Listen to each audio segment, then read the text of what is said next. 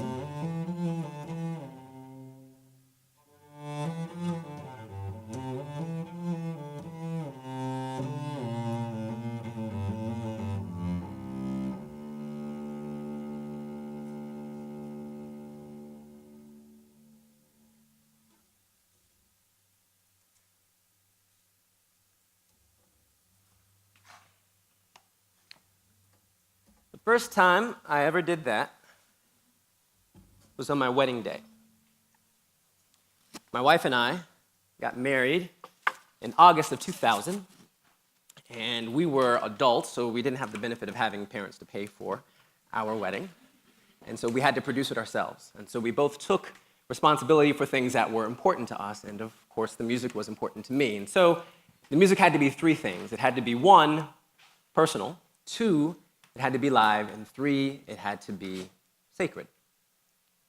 Personal wasn't hard. I'd written a few songs that I think, or I thought at the time, were really good for a wedding. Most of them were for her. Live wasn't hard either. I had great friends who were wonderful musicians, and they were very generous with their time, and they wanted to play at my wedding. But sacred was new for me, and I wasn't sure what I meant by that. I'm sure I probably wouldn't have even used the word sacred at the time. But I knew that I wanted, I'm Catholic, the priest to, after my wife's grandfather walked her down the aisle, to say to the congregation, please bow your heads, let us pray. And I wanted to play. I didn't want there to be any words. I wanted the prayer to be the manifestation of my intentions through sound. And I think it was disorienting at first. People couldn't actually see what was happening because their heads were bowed and many people had their eyes closed. But the feedback I got afterwards was that it was amazingly effective. It felt to them as if the ceremony started with great reverence, and it was very clear how I felt about what was about to happen. So that was the first time that I started to kind of have a sense of what was specific to me about what I did. That's going to bring me to my first insight on a craft. However, I'm not going to talk about that right this moment. I'm going to state the obvious. I am a cellist. I think I'm a pretty good cellist. Some might say an okay cellist. But I want to be clear about the fact that while I'm really proud of what I've done and really happy for the praise, thank you, Blake, I don't consider myself I'm a good cellist, but I'm not like a master. I'm not Yo-Yo Ma. There's really only one Yo-Yo Ma. And I'm not the best cellist in the United States or in Georgia or in Atlanta, probably not even in this room. Jennifer is in the room, and she's pretty amazing as well. And I guess what I mean to say by that is that if you wanted someone to play the Bach unaccompanied suites, or if you wanted someone to play the Dvorak concerto, or if you wanted someone to play the Messiah front to back as if they've been doing it every season since they were 17, then I'm not your cellist. But if you want someone to improvise, if you want someone to loop, which you'll see me do in a little bit, if you want someone to play in an amplified environment with their own gear, if you want someone to storytell on their instrument, or if you want someone to perhaps speak through their instrument, or maybe even more important to me, if you want someone to pray on their instrument, I think I'm your person. And so that brings me to the first insight about craft. Know what you do. Be really clear and specific about what you do. Not in the general sense, not in the sense that I'm a cellist, but I'm a looping, improvisational cellist songwriter or cellist composer. I wanted to use other examples in other genres, or other professions, but I don't know enough about other professions to make that happen. But what I'm suggesting is that there's great power in being very specific about what it is you do and about what it is you do well. One, it's great for marketing, right? So you can say, this is the thing that I design, this is the thing that I make, but even more important, I think it really gives me direction, I'll say, about what I'd like to be good at, about what's important to me, and about what means the most when it comes to how I spend my time in this relationship. So, know what you do.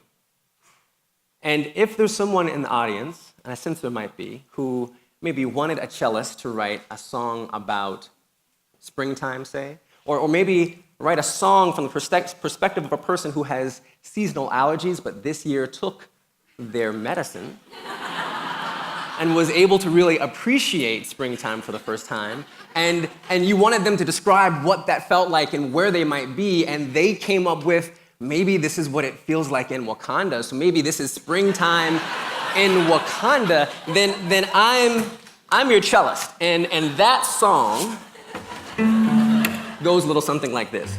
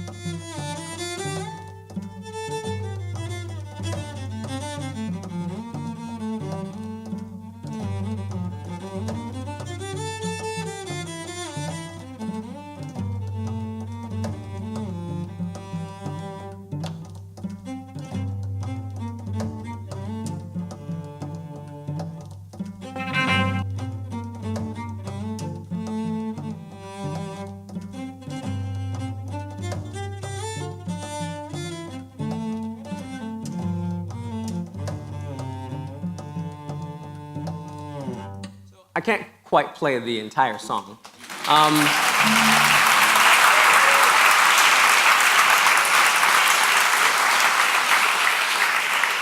Because I only have 20 minutes, and I think I clocked in the shortest was 21 minutes, so I'm gonna keep moving.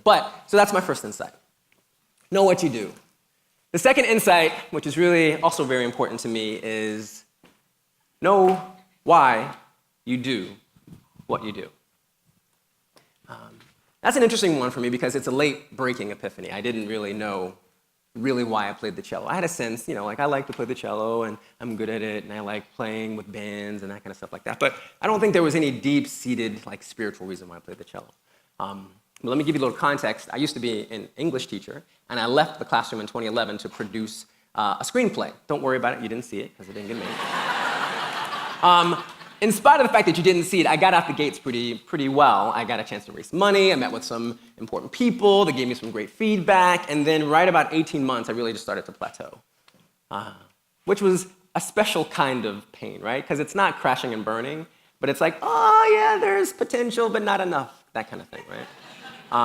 And so that made me very sad. And so I tried some other projects, and they turned out mediocre at best, and I pretty much had nothing to show for leaving the classroom, which was embarrassing and difficult, and especially difficult because while I was contributing to the household bills by playing gigs or doing session work or teaching cello students, it just wasn't a lot of money.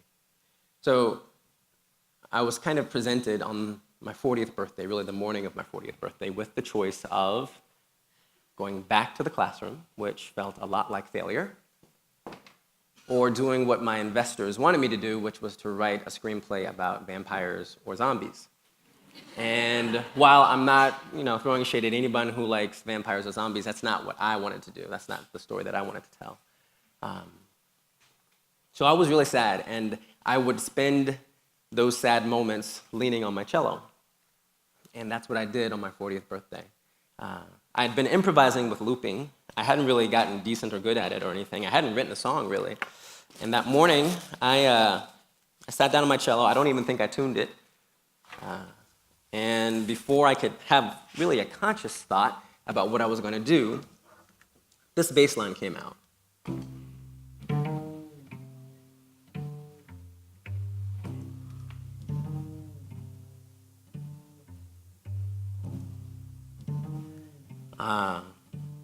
And I'm not really sure what was going on, but I started to tear up. Like, I really started to kind of well up in that moment. And I assumed it was because it was saying something that I wanted to kind of understand a little bit more. So I started to converse with it, and the way I was going to converse with it was by improvising. So I did things like...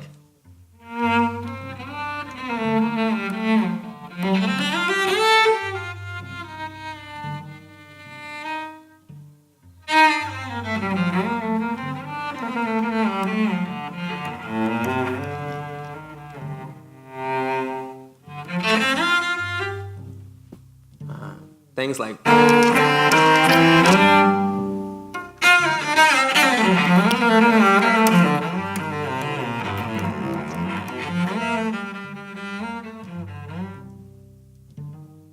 And I kept going like that for about 10 or 15 minutes.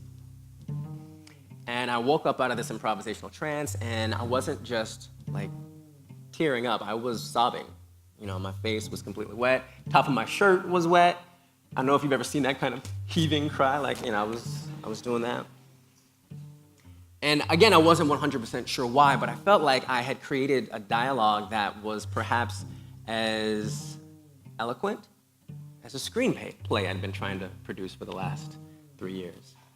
And I began to sense that there was an opportunity to absorb my desire to tell stories into something that I did better than produce movies. And that changed everything. All of a sudden, it wasn't like the worst birthday of my adult life. It started to become the best birthday. And for the next 2 weeks, I improvised over this bass line. I improvised and I improvised and I improvised.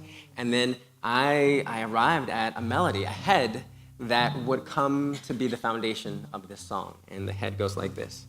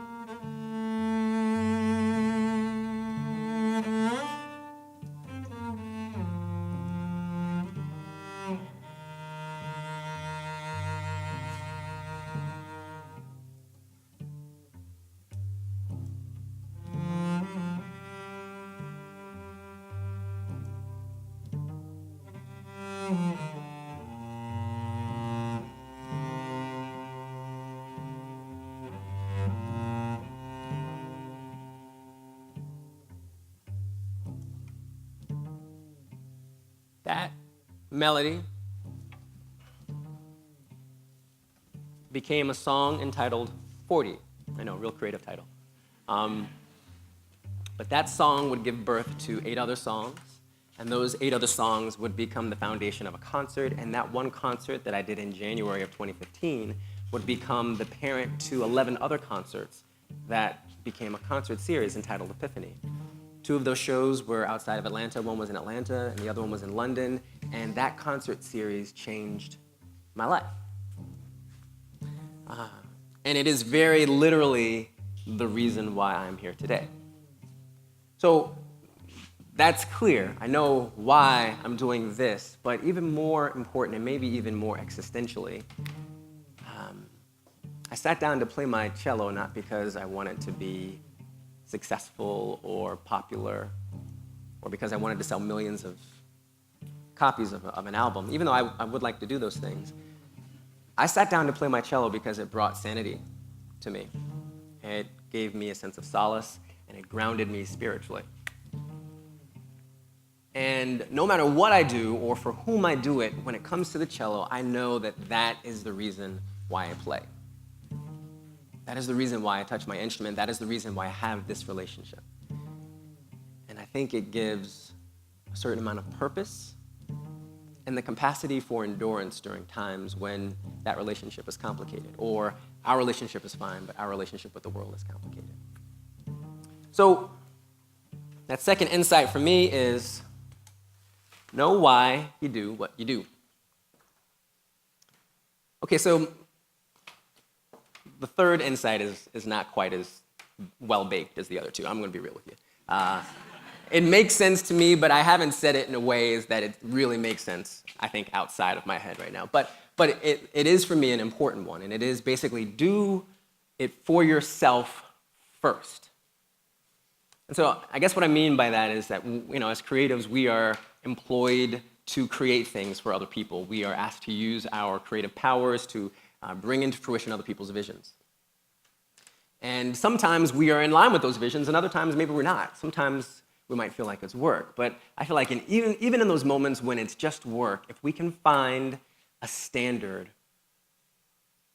or a commitment that is very personal and important for ourselves, or for us, then I think we have done something very important and powerful, and if we're able to perhaps move ourselves, we have a much better chance of moving the rest of the world.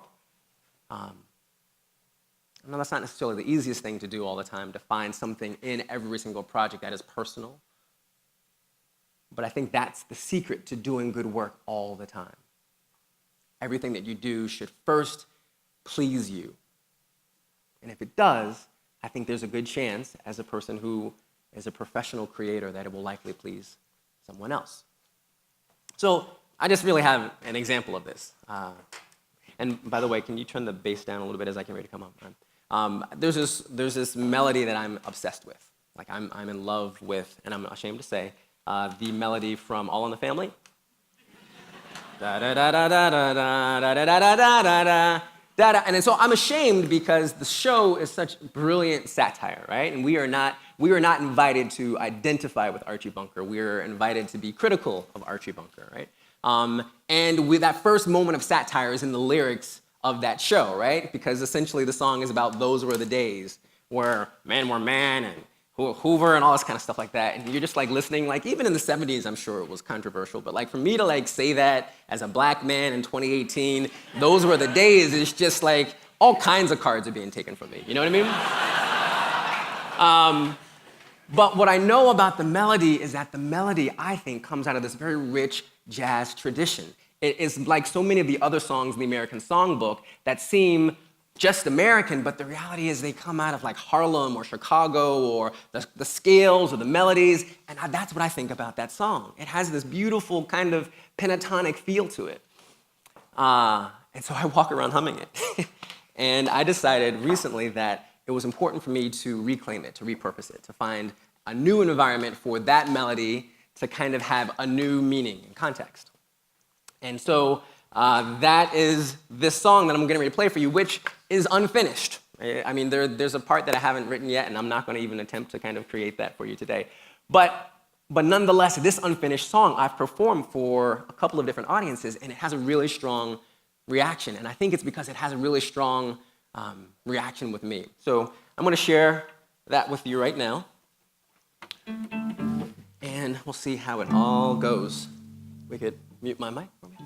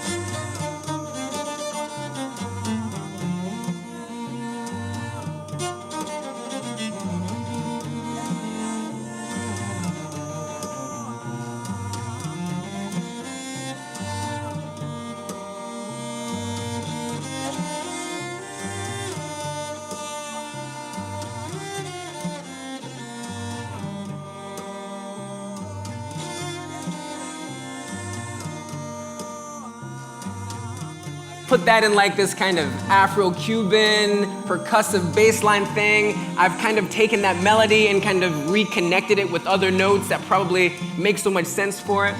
And it just gets me, like, I bawled. This passed the cry test. It really, really passed the cry test. I was bawling when I first came up with it. And I hope you like it, but I want you to know that I love it. Like, it makes me really feel good. But I knew that I couldn't just have those lyrics and that melody. So I came up with another kind of alternative melody that I want to share with you, and maybe you'll sing with me. And the words are, these are the days. These are the days that we've been waiting for. These are the days, we are the ones, right? So it goes like this.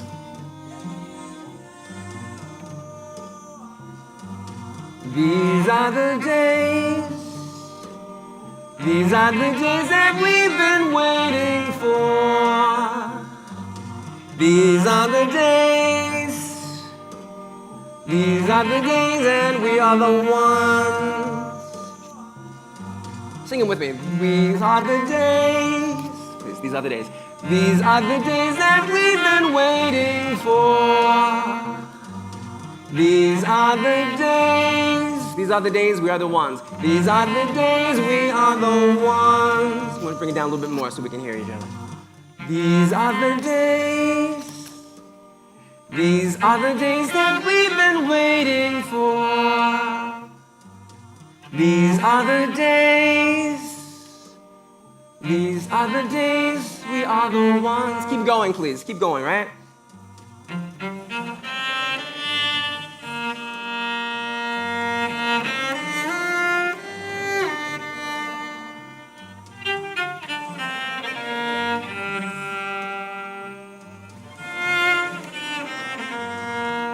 I'm getting teary right now. So what I'm saying is that move yourself, right? Because you know what's good, you know what's important. That's why you're a creator. That's why you've been able to do this. And if you're able to find even just the slightest moment in something that moves you, I think there's a great chance that you'll move other people. That's it. I don't really have much more to say about craft.